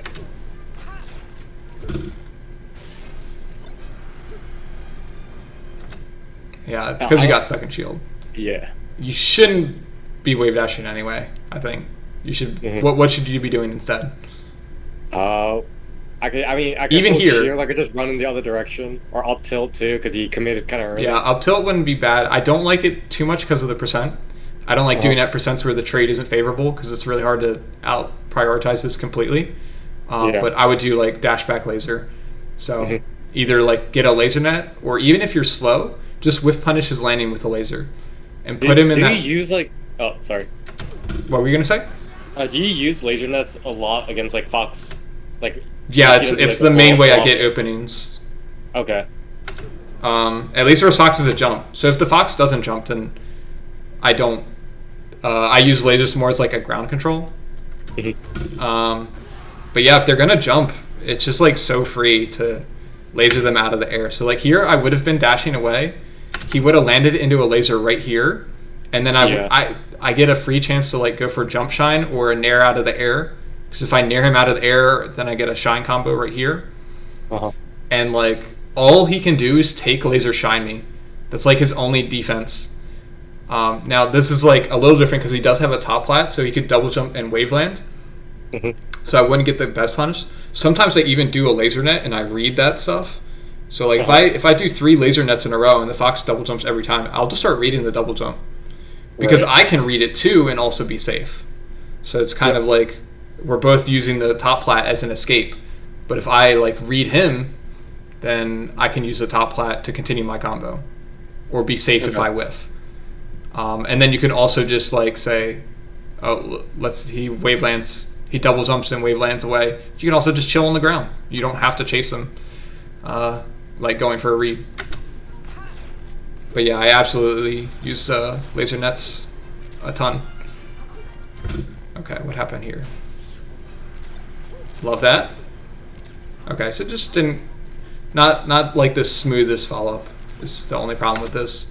Mhm. So you really needed the waveland to the left. Yeah. Actually, even with that, I think, so if this was a low laser, you could low laser F tilt him. That'd be Yeah. I good. think Just push him that's off what I was trying stage. to go for. Okay, that was fine. One good thing, one good thing you can do for edge guarding. You remember how we talked about how your main options are like run off or double jump to ledge or double jump back shorten. Mhm. So that's same thing holds true for Fox. Mhm. If they're double jumping to ledge a lot, just run off shine them. Like you can Okay. react to him double jumping, especially because like once he gets to double jump sweet spot range, you know he has to double jump because he's not Right. going to start an up B if he still has his double jump. So you can run off shine and catch them doing that. This one he double jumped high, but I still think you Uh-huh. might be able to like run off shine him. I don't know. That's a weird one that I haven't tried. Like I don't know if you could see like how you might hit that, but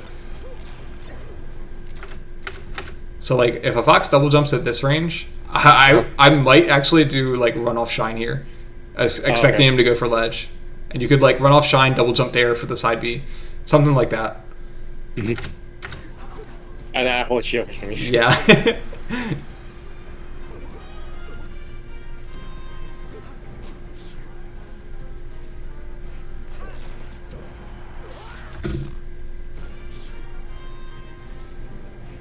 Did you see it?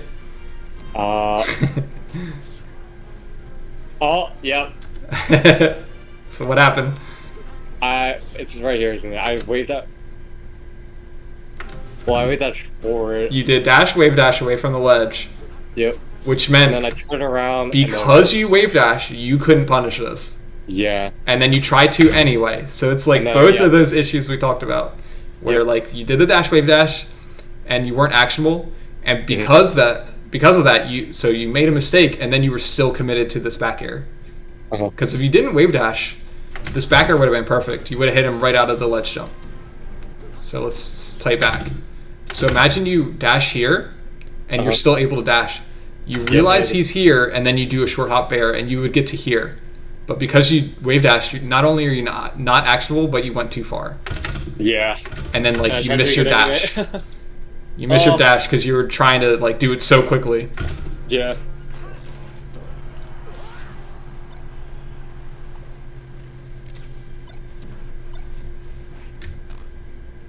I just missed what happened.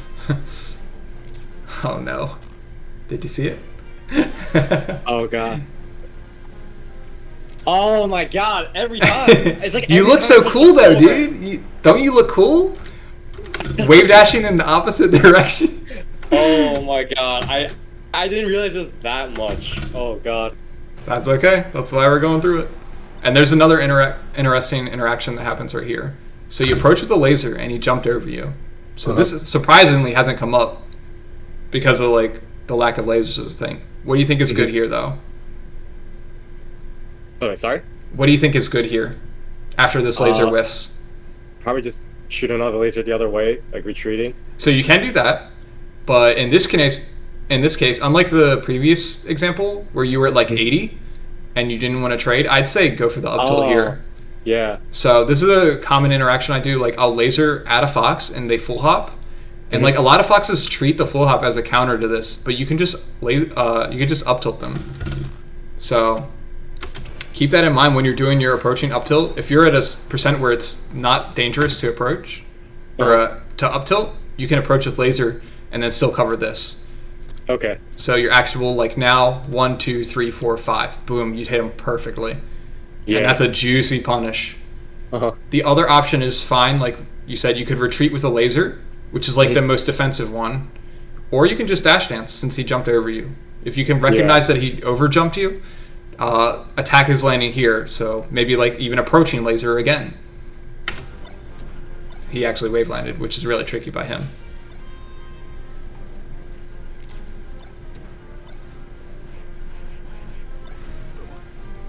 Yeah, I got stuck on these jab wars a lot too, and I realized I probably can't beat that. I would just hold down and shine. Yeah. It'll feel weird at first, but like once you start getting jabbed, Uh-huh. you have to realize Fox doesn't have any option out of the jab. It's not like Falcon where he's going to gentleman you, right? So like what's he going to do after the second jab? Maybe shine? Shine or something? Yeah, so like even if he's going to shine, like you'd be holding down and slide the ledge. Worst case scenario. Yeah. Best case scenario, you crouch cancel the second jab and shine him before he shines you, which isn't going to be very hard because look at all this downtime. So that's the second jab. Look at all these frames you could be holding down. Uh-huh. And he didn't even shine because you're jabbing. So instead of this jab, imagine you shined him. Yeah. Yeah. And then I would tell the same thing to the Fox player, like hold down and up smash the Falco because he can't do anything after the jabs. Does he punch me again? No way. He shines Oh, you. we're both holding down. Oh, and then he got it out slightly sooner. So yeah, just hold down and yeah, it's weird. This happens in Falco Dittos a lot, but you have to like get into the habit of double tapping B while you're holding down, because like you don't want to like spam stuff in melee, but you can't really react to any of these jab wars, right? That's the problem. Is like you're just mashing A to jab, in the jab war. Just mash B instead. So if you double or triple tap, one of them's probably going to be a shine, and if it's not, then like at least you're still holding down and you're like paying attention to what's going on. Yeah. And then like if you get the shine and don't jump right away, it's okay. At least you got the shine and like you can sort of react to the shine and wave dash out late. Okay. Okay, so this is I mean, I guess we can watch the whole edge guard first. Yeah, so you can see how, I don't know if you thought about like the down air I talked about. Yeah, if I just drop down low and then If you drop down really low, for this one you'd have to drop down like out a little, but it would still work. You want to like down air him right here, right? Okay. But it's like the one you did, it's hitting up here. And then again, like if you had grabbed ledged right after instead of did you wave dash? I have to know now. Wave dash. Oh no! Where's your edge guard? No. So It's instead like, of that, I'm out of here. yeah. Instead of that, you could be. I mean, to be fair, maybe you were expecting a tech side B shine, or not a tech side B shine, just a tech side B. But even then, you should be like back airing or something, not wave dashing. Yeah, not wave dashing. But yeah, you could see like if you just chilled and like reacted, you can grab ledge and do the same thing. Drop down real low with the down air. And make sure you're like covering straight up, but then also cover the wall as low as possible. Nice. Your defensive invol is pretty good.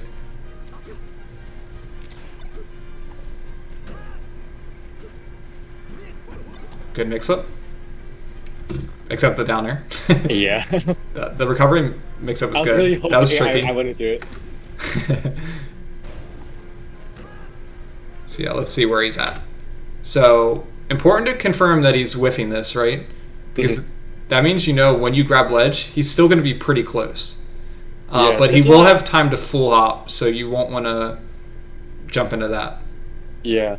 At this one, I remember. So I was watching like a Mango video or something where he was talking about like this vertical jump like right outside like this range here, and I remember him mentioning like it's really hard to cover. To cover this? No, not that. Oh, like, Fox full hop right here. Yeah, it's like a few. Could you go a few frames before? Mm-hmm. Or maybe like a few seconds back. You said back? Yeah, back.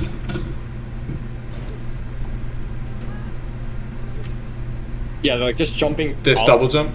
Yeah, maybe it's a little bit closer than he. Are you talking about the SCAR coaching thing? Yeah, I think. Yeah. Where he talks about you double jump up here and then like barely grab ledge. Yeah. Yeah, that's not as much of a thing with Falco. Uh-huh. I'd rather you be shortening, honestly. It's like you see, like he did this double jump nair again. If you shorten, you're just getting back free. Okay. But the up B was fine because it was a good mix up in the sense that he thought you were going to side B. So you actually should have up B'd at him, looking back. Uh-huh.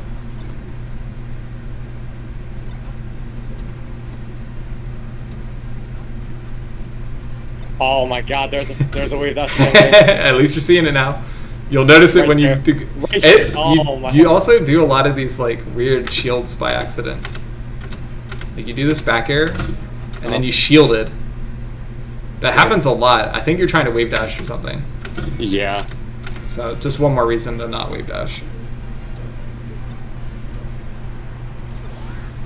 So that was a little greedy. So I would say in like situations like these, where this wasn't like a setup situation. So like you just got knocked down, you smashed the jabs up, which is good. You did like a weird air dodge, but you got out. So and then you like went for a panic shine, which is totally understandable, because like you could have honestly shined him. So I don't even think that's that bad. But once I whiff this shine, I'm thinking like, okay, I want to full hop wave land to top plat, or I want to wave shine back. I want to reset somehow. I'm right next to this Fox. He's going to be actionable in a few frames. I don't want to do this. Yeah, like there's the stubbornness. Again. Yeah, that it probably is. You're correct. That's the stubbornness. Yeah, just bad recovery. Oh my God, I did it again. Yeah, like I said, the same things come up in every game. I just wave dash to the right. Yeah. You can pick any random game. You probably do this every game ever versus every opponent. I think like there's no way. That's just how Melee is. Oh my God. Okay, yeah, I see. And then sort of like the stubbornness. Yeah, not so much. I guess the laser grab isn't stubborn.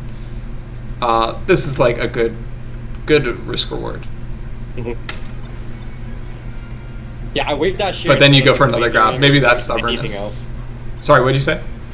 Here I waved dash forward instead of doing a laser or doing anything else. Yeah. So you could have like closed in with the laser. And it's like you do the dash wave dash, and then you're like always committed to attacking after it too. So it's just like your mind is made up here. You know you're doing dash forward, wave dash into probably grab. You probably have already decided you're grabbing again because of the stubbornness. So it's like the two issues are like combining to make it worse. Yeah, I see it now. Oh my God. I'd probably try to wave dash back there, to be honest. Oh, so that time you shined his jabs. I don't know if you saw. Yeah. And you're just like, hey, let me just shine him. Oh, let's go. At least we ended on a dub, right? Yeah. Oh shit, sorry, I think I held your elbow over for a bit. Oh, no, that's fine. I go over often. I used to do 1 hour lessons, and then I went over so much that I changed it to 90 minutes. And I still somehow go over, but yeah. Do you feel like you learned a lot? I mean, besides the wave dash, obviously? Yeah, I mean, just being able to just look at my own replay is like a big step up from before. If I could just ask like one or two quick questions. Yeah, of course, go. So it's like, okay, like now I understand like how to use this. Like I've identified where my weak points are. Like how do you move forward from that? It's like, do you just grind it out in like Well, solo practice? Or the first thing you need to come up with an alternative. So like, what am I going to do? And so we'll use the wave dash because that's like the most obvious one, right? So you're like, okay, I'm coming down and dash wave dashing. What should I do instead? Sort of like if you're a smoker and you want to quit smoking, what do? You pick up a new habit, right? Chew gum, whatever. So I would say a good habit to replace that is just dash dance, because that's like the same thing. You're still able to control your character and move around, but now you're able to react and act immediately out of your dash. So that's just like one simple example. As far as like how to actually practice it, I think going into games with the sole purpose of grinding that one thing is the best way to do it. So like go into an unranked game. I mean, I use unranked for a lot of this, but you might find it easier to like if like unranked is too close to your skill level, then you can even go in like Melee Online and play some lower ranked people, because like they're usually down to play, I think. So like I might play an expert level player instead of masters, and that way I can like practice stuff more freely. I don't have to like use my brain to worry about all the other stuff, and I'll just spam that one option over and over and over, and I'll accept that it won't work like maybe 70% of the time or 80%, but then the small percentage of the time it does work, that like I recognize that and say, okay, in this situation it worked because of this reason. You want to understand why it works too. So that's my general approach to like adding new things to my game, or like removing bad things. It's just like knowing what you're taking out and what you're putting in instead. Okay. Yeah, I was like, I'm just trying to think like moving forward, like how can I improve? Like I was thinking like maybe, well, first I think I need to do some grinding on my like tech skill. I think it's still a little iffy in some places. Yeah, the shine turnaround. Yeah, I'm getting stuck in my shine more often than I thought actually. So like that's something maybe I've spent a few time. And then like you said, like playing unranked is like okay, like as long as I'm not like just. If you're practicing something, yes. Okay. If you're going it, you said before, I think you said you autopilot, right?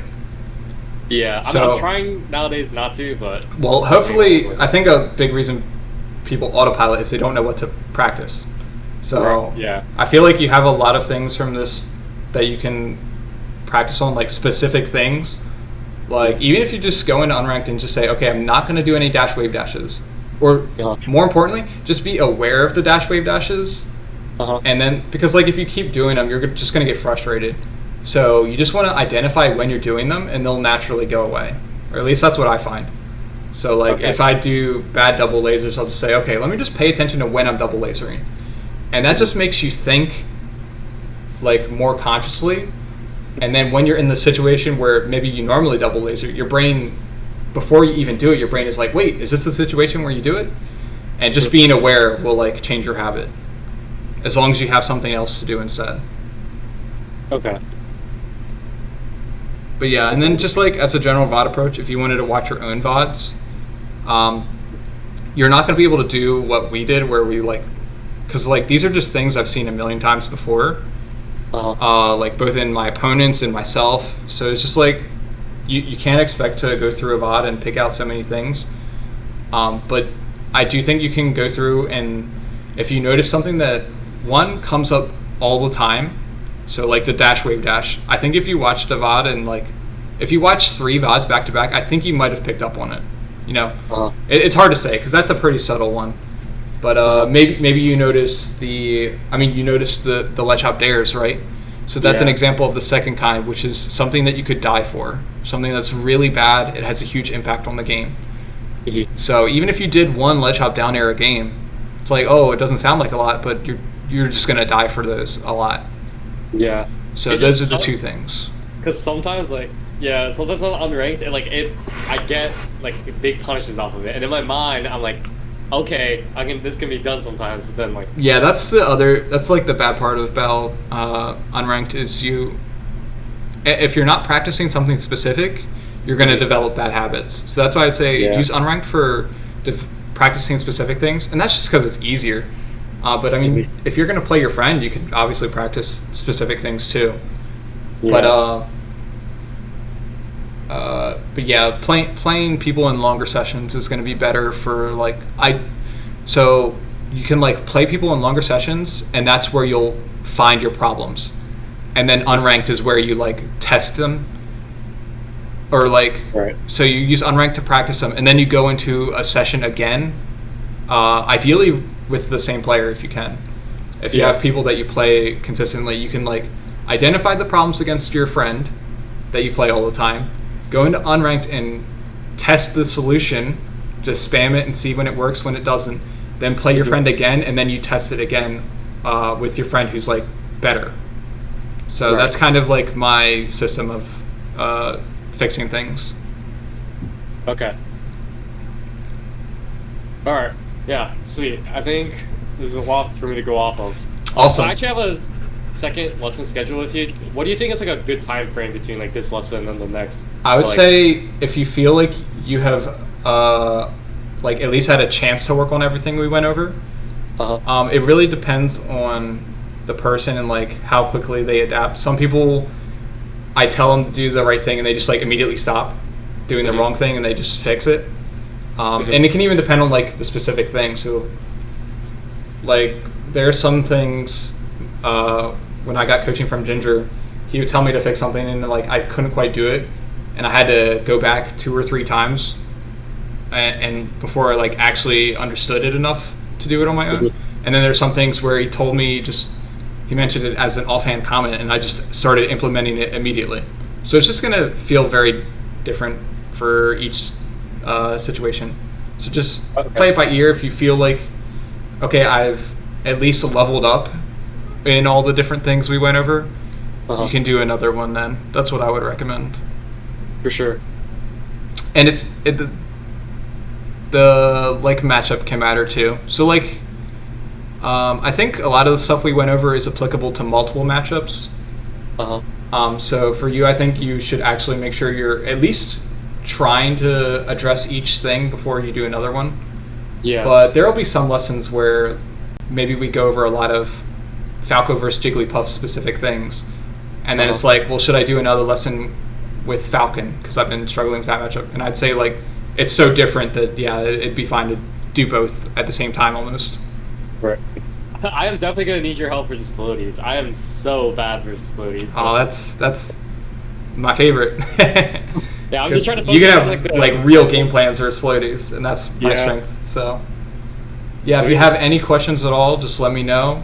I always recommend if you're in a situation like you're watching a VOD over and you weren't sure what went wrong or what you should have done, just screenshot it and send it over, and I can usually break down like the different options both players had. Awesome. All right, man. Like I said, All right, just yeah. hit me up if you have anything. For sure. Yeah. Even This if you is just super- want to brag about doing something sick, I love to see it. For sure. This is super helpful, man. Like, I really appreciate it. Awesome. I appreciate you telling me. Have a good one. You too. Take care. Bye. Bye.